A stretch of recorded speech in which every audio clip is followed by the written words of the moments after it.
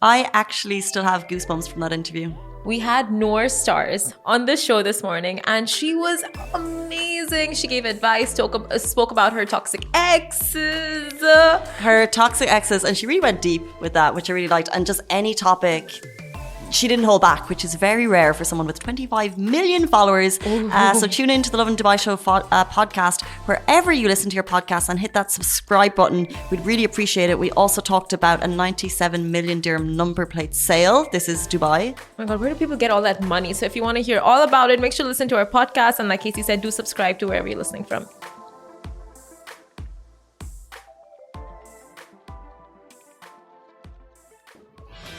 Good morning, Dubai. Welcome back to the Lovin Dubai Show. Our top stories today. 97 million dirham, a new world record for the most noble number charity auction. And also, this is explained the little delivery robots going around town. Money Kicks is raising support for the Dabab region refugee camps in Kenya. And social media superstar Noor Stars will be on the show very soon, spilling all the tea. We are so excited to have her.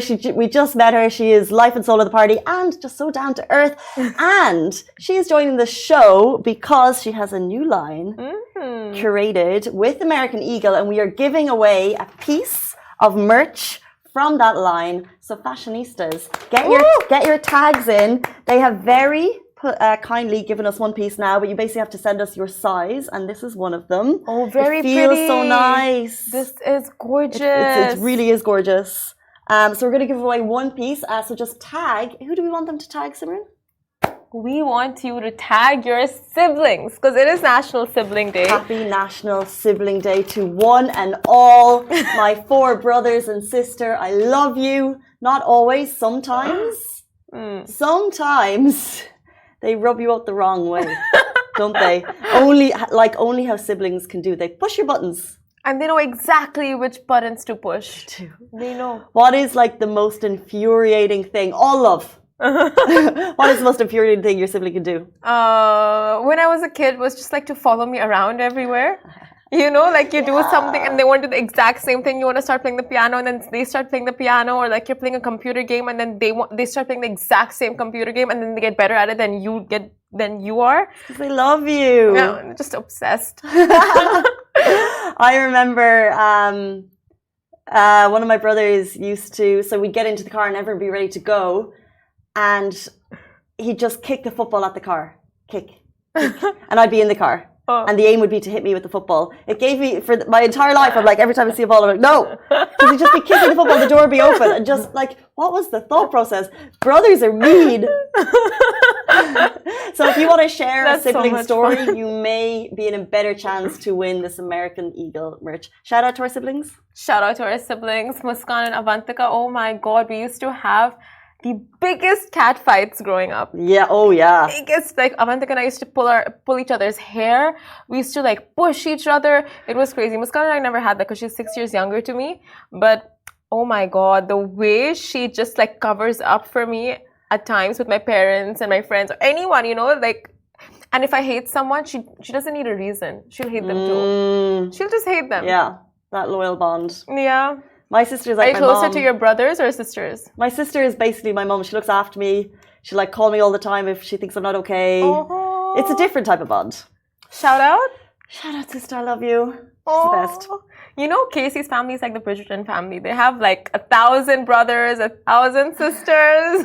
Wish. There's only 6 of us. Like a big clan of just siblings who all look the Good same. Irish family. Do we look the same? I actually do. I just need a bald head. I look like Rich. Anyway, happy social media day. Happy National Sibling Day. As we said, Noor Star is joining us at 9:50, at 8:50. We have so many people on Instagram tagging their siblings. That's amazing. We are keeping a track. We're screenshotting all your answers. We have Meg Sky High. We have Fadia. We have Daddy Little Princess. Good morning, We have everyone. Jay. We have...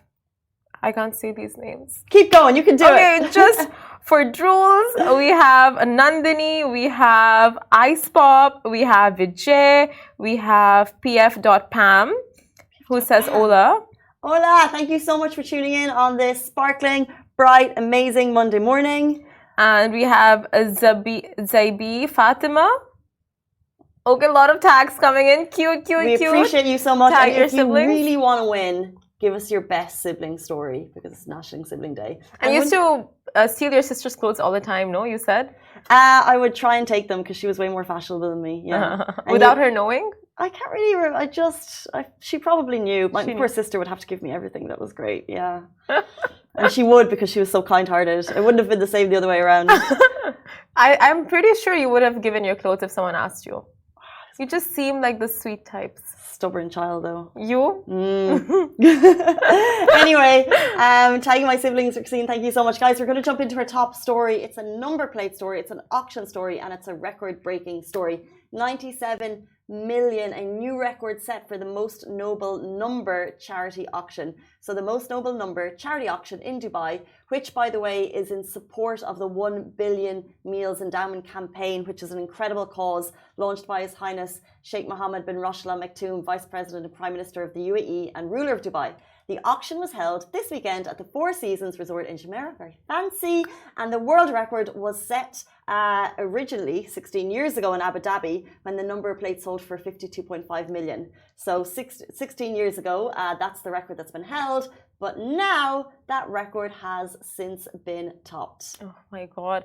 The vehicle license plate P7 was sold for a whopping 55 million dirhams, setting a new record, and the auction has received 97.92 million dirhams and set a world record. Now, the bid began on 15 million and then rose to over 35 million, and a bid made by Pavel Durov, the French Emirati businessman who founded the app Telegram.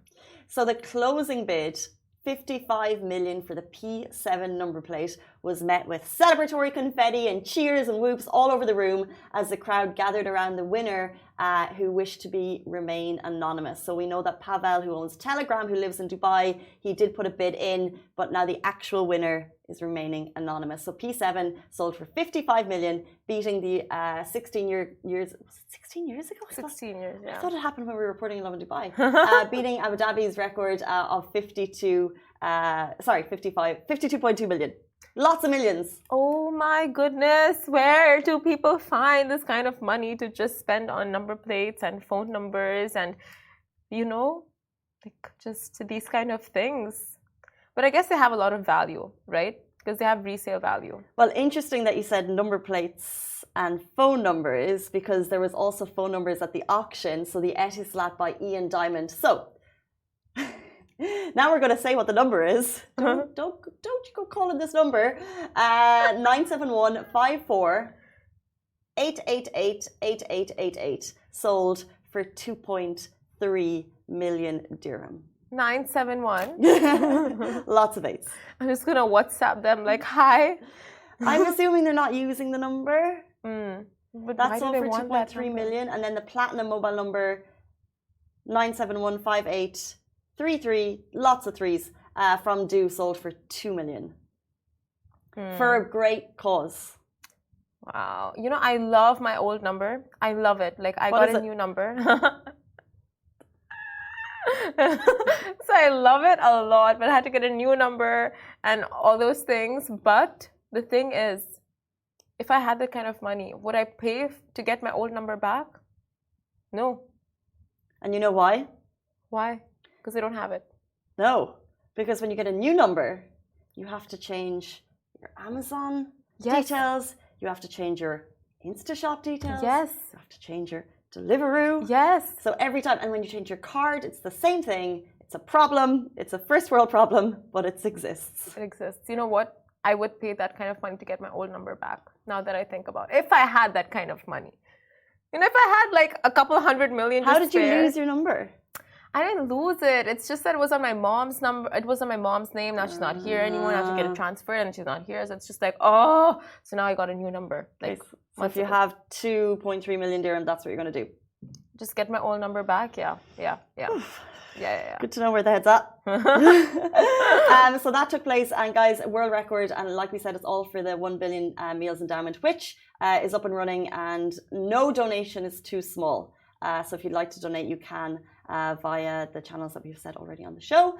Let's jump into our next story. We're talking all things delivery robots going around town.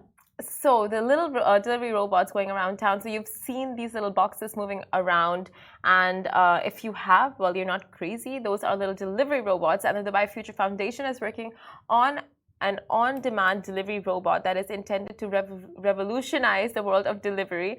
And the robot is still under testing and has been doing rounds at the meadows.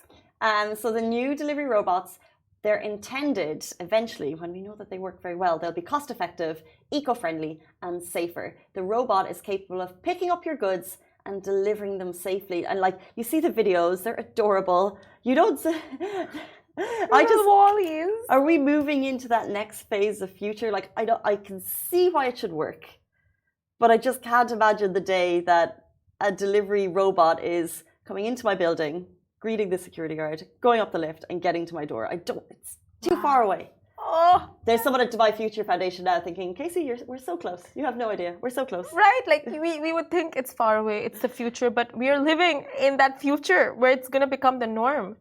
And that too, we're in the city that's going to like pioneer that, you know, like robots will become the norm here before it does like anywhere else in the world. Well, comparatively. And it's just, we're going to start living with robots, coexist with them. It's going to be insane. I'm okay with it. I just feel sorry for kind of, I'm not going to say the older generation, but for example, my mom specifically, because she's still struggling with Gmail, right? So she really is. Why is she even using? Okay, for like documents. She's struggling with Hotmail, and you know, whenever there's an issue, she's like, the internet is so confusing. So if we move on to a point where the pleasure, by the way, it is a pleasure to get delivery in this country because it's such a treat, right? Even though we do it all the time, it's a treat. It's a luxury. But if that transcribes into a robot coming to her door, it's just going to confuse her. If there's a mistake, she'll want to talk to someone. She likes that people-to-people element. Chats to someone, you know, you have a conversation. So if we move that to robots, it's just, you know, it's tricky for her. It is tricky. And you're going to have all these like dogs that are confused as well. Like especially when like deliveries and you open the door, it's not a person, it's a robot, and the dogs will just be super confused. Like they wanna bark and they wanna bite, but what is happening? I feel for the dogs. Feel for the doggies, as always. Let's jump into our next story. We're talking about Money Kicks is raising support for the Dadaab refugee camps in Kenya. So Money Kicks has collaborated with the UNHCR to truly embody the spirit of Ramadan. He has collaborated with them on this occasion. As you guys know, he's an Emirati entrepreneur, boxer, and influencer. Rashid Belhassa, aka Money Kicks, was in Kenya along with Arab actor Noor and the UNHCR team to help raise support for the refugee camps in Dadaab. So you can see the videos beside us. The team shared these visuals to highlight the situation on the ground. They spent their time meeting with families impacted by the drought and who are in need of immediate relief. Exactly. Money Kicks and Noor also carried out a live fundraiser to help raise awareness and monetary relief for the people. And the live lasted around 2 hours from 2:30 p.m. to 4:30 p.m. GST. And while UNHCR is on the ground providing life-saving assistance, with the needs continuing to grow, the resources are being stretched thin. And the campaign comes as a welcome relief. And that is amazing to see Money Kicks getting involved in such campaigns and, you know, collaborating with UNHCR, bringing awareness to them, because as much as we know they're there and around, we just, you know, we go on with our daily lives and we forget like the importance of them and how they are contributing in so many ways to these underprivileged kids. So bringing awareness to them, like for us, it's like just that reminder, like, hello, help out, support them whenever and wherever you can. Yeah, 100%. And I think everyone, we make a choice, whether it's subconscious or consciously, how we will give back. And particularly, I think there is probably a pressure on people with a platform in terms of how they choose to do it, whether it's probably a question they need to ask themselves, whether they want to do it publicly or privately, and the impact of that. And I think sometimes social media stars actually get backlash for choosing to promote the causes that they're giving back to. A lot of people will say, why are you promoting it? You know, charity should be private. But more and more, as exactly like you said, it's so important to raise awareness for these causes, and people with a platform. 20 years ago, this wasn't a thing. People didn't have platforms, but now we spend so much time on social media scrolling, and when social media stars go into important causes. I think it's great. Yeah, and Money Kicks is so experimental in all the various things that, he's really dipped his toes into. And now So true. he's just like, spreading awareness for such amazing causes and using his platform for so much good, like you said. It's amazing to watch, and it's so inspiring for all these young Emiratis who want to follow in his footsteps. So yeah, big shout out to Money Kicks. Big shout out to Money Kicks and Noor. Okay, guys, it's 8:45. Our clock says 9:45, so my head is all over the place. I believe it's 8:45 a.m. on Monday morning. And joining us very, very shortly will be social media superstar Noor Stars. We're going to be hearing all about her social media career, along with her podcast and her tie-up with American Eagle. And you can be winning a piece of merch from that line. She's going to be with us right after this very short break. Stay tuned.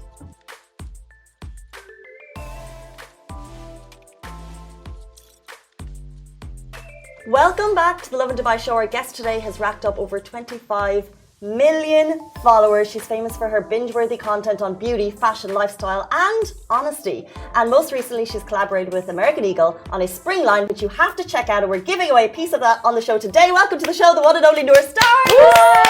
Hi guys, how are you? We're so grateful for you to be here this morning. Welcome. I'm so happy to be here. Are you honestly. a morning person?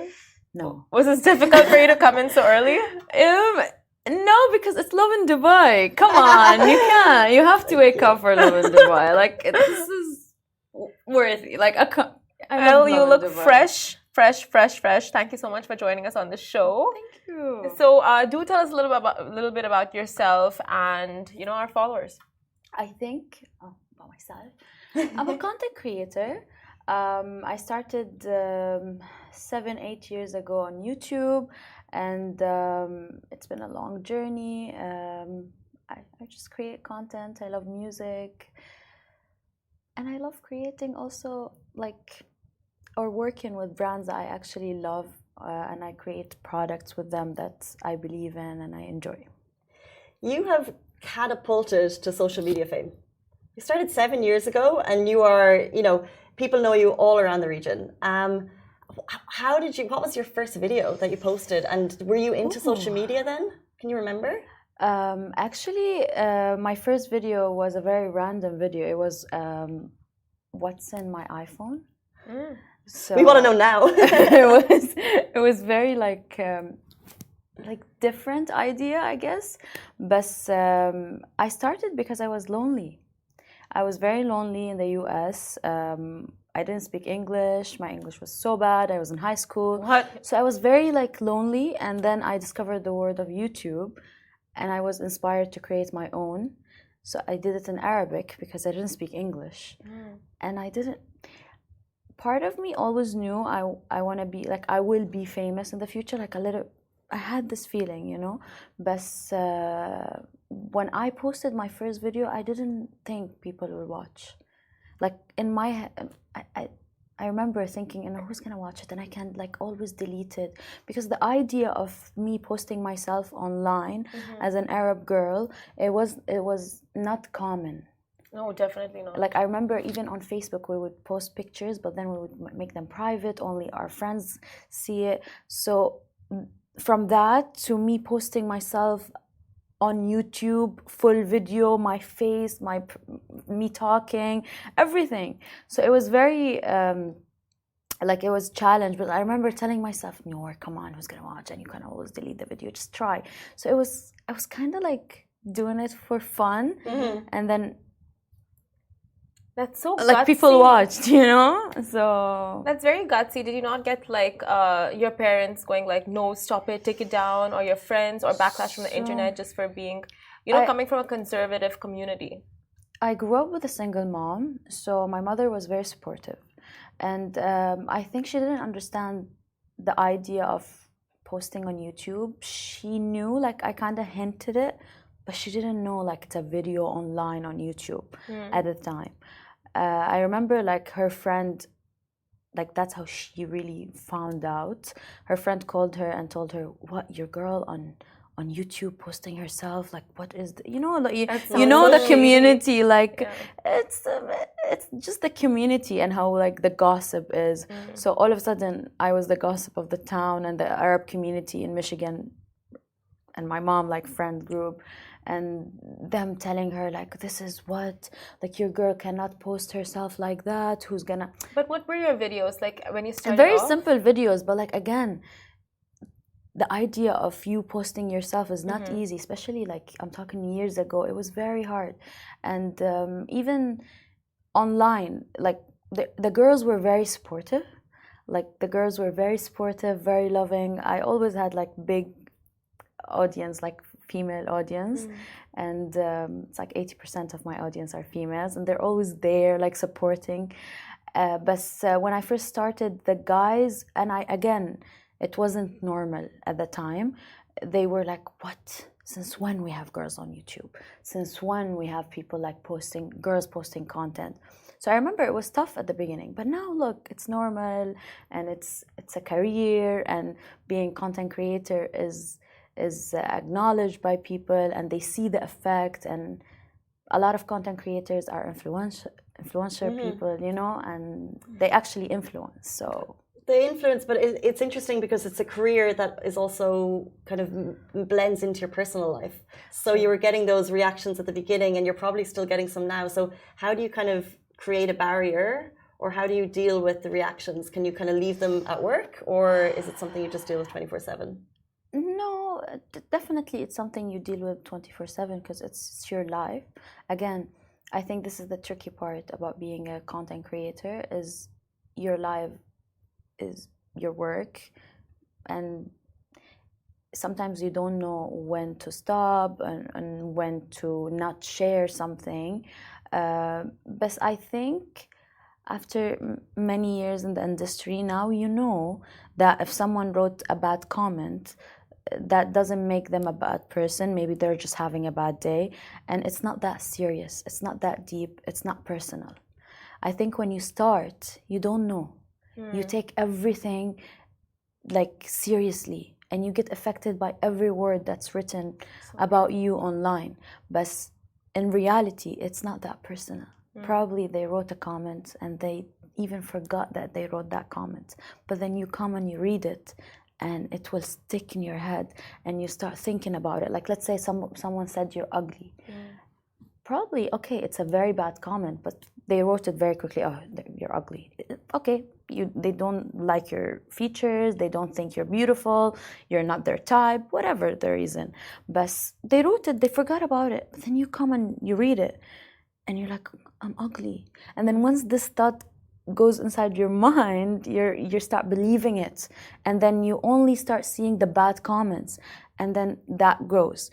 However, after being in this industry for so long, you start like realizing that, you know what, it's actually not that serious, not that deep, not personal, because they don't know you personally. Right? When they see you in real life, they're like, oh, we love you. And many times they will write a comment, and then you will answer them, and then they'll be like, no, we love you, we just wrote this comment because we thought you'll never see it, or we just wanted a reaction. Because again, you didn't hurt anyone.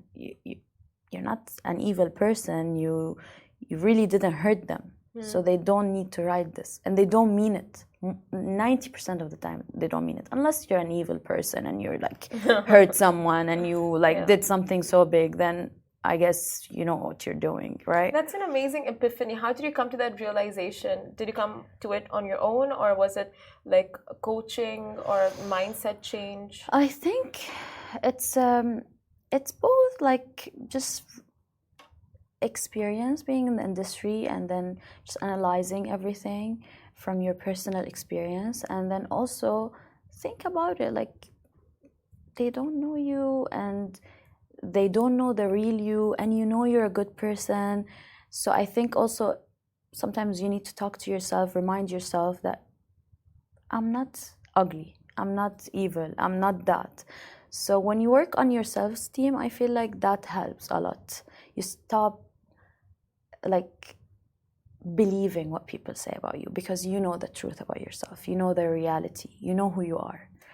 By the way, do you feel like it was easier for you to step into just like the social media vlogging scene because you started off so early on YouTube? Do you think it's harder for aspiring, youngsters now to get into social media? I think, okay, this It's social question, media influencing, I mean. yeah, I get that sometimes people say you started early and that's like a good point. But if you think about it, when I started, it was not normal. So people weren't supportive.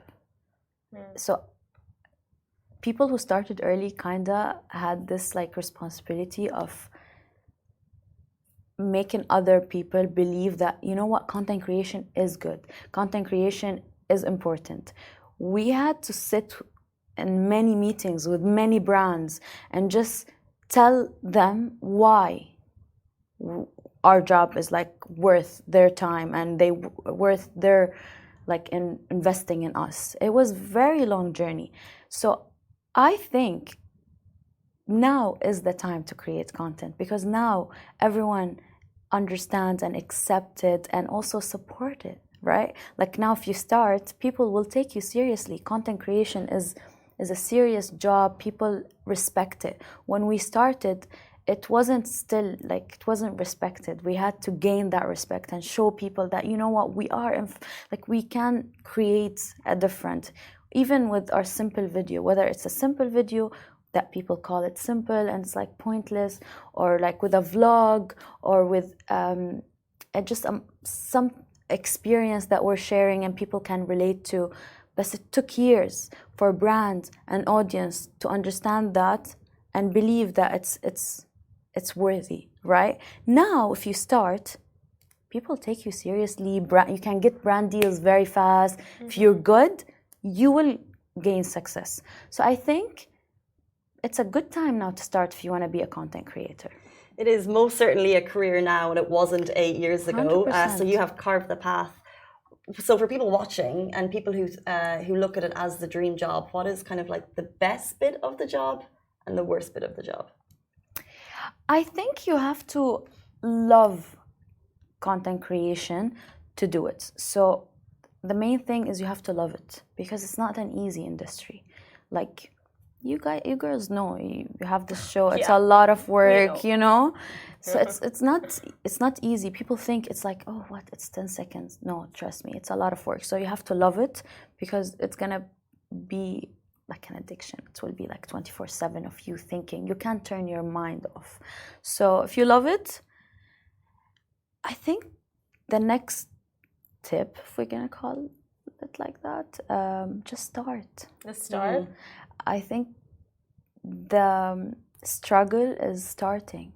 People don't want to start because they're scared. I get it. It's a lot of judgment, a lot of people like saying opinions, especially their circle. Because we have this, unfortunately, a lot of people have like circles around them, stopping them from like taking the step. So I think once you start, you'll achieve, because everyone's start is not good. Like everyone, when we started, we weren't like great, we weren't good, we weren't blacks. If you sit with people and they tell you the story about how they started, they all have like funny stories of like, oh my god, I can't believe I did this. Oh my god, my first video, oh my god, I can't watch it now. So see, no one starts perfectly. I think just start, take it easy, do a lot of things, try a lot of things.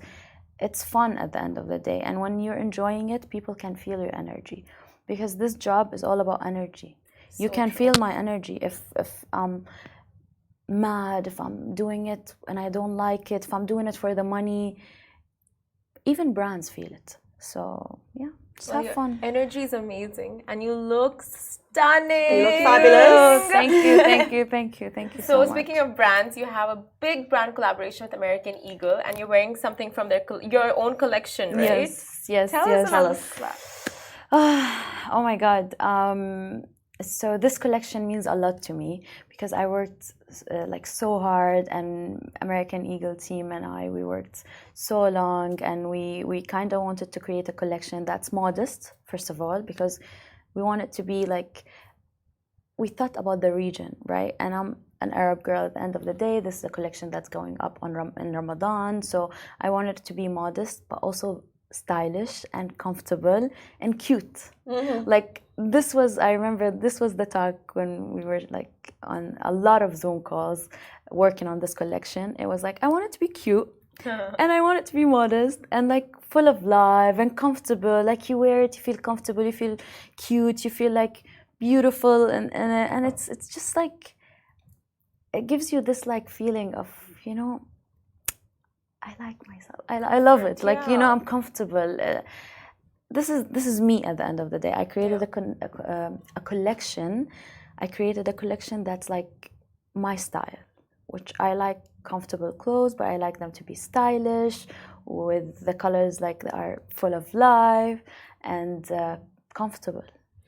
Speaking of, you look amazing, and we also have a giveaway. So guys, if you're getting your tags in, this is beautiful. We took it out already and we love it. Tell us, as we're showing the audience, guys, tag to win, what's the curation process like for kind of like choosing the line? We love this, by the way. It's so beautiful. It's so perfect. American Eagle is honestly the perfect brand to collab with in terms of like comfort. I love it. It's for like summer, like anytime. You can wear this anywhere in the daytime. Yeah. Oh, why am I explaining it? It's beautiful. Like honestly, if you go and check the pieces, it's very nice, and also the quality, right? It feels very soft. Yeah, we care about the quality as well. So the quality of the piece is very high, and also it's stylish, and it's my baby, so I love it so much. It passes the wrinkle test. Yes. So guys, check out my collection with American Eagle. It's beautiful pieces. Like it's coming from the heart. We worked so hard on this collection. It was a lot of like meetings and Zoom meetings and like so many details, even like the space from here to here, like so many details that people don't see, but we worked on them behind the scenes, like how many centimeters from here to here, because again, we wanted it to be modest, like the style, we changed so many details. And I want to say thank you to American Eagle team, the like local team, the US team. They're very understanding, and they were very like, we were like partners. It's a co-creation at the end of the day. So, and I never felt like they didn't take me seriously. They were very caring, and they listened to every note and everything that I said, and I respect that a lot.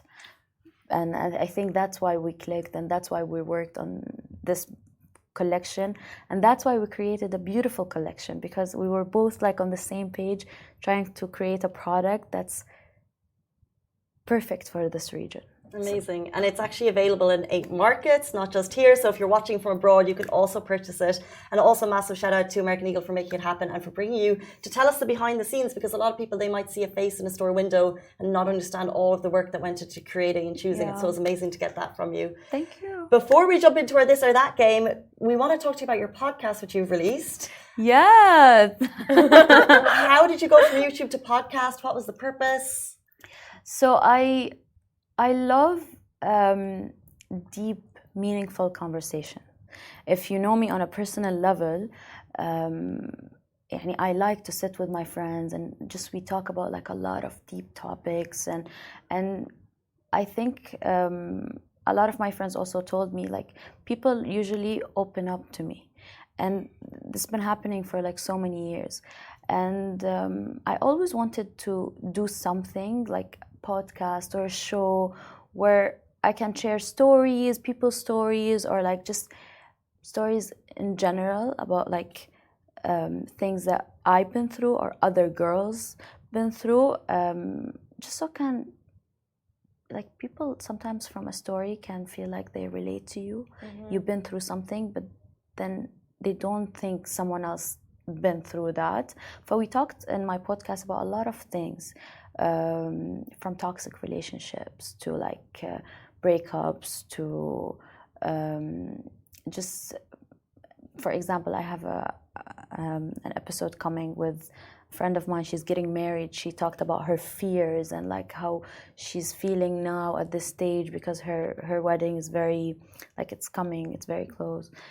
So many things and emotions that you can share with people in a podcast. It's different from creating a YouTube video, because again, YouTube video you can edit a lot and alter a lot, and people want to see a piece of content that's kind of perfect, because the new YouTube is kind of like we're aiming at a Netflix quality now, which I personally don't think it's the right way to create content, but we have to do it. This is the new trend. We have to adapt. Again, adapting is very important. But I think I miss that connection with the audience.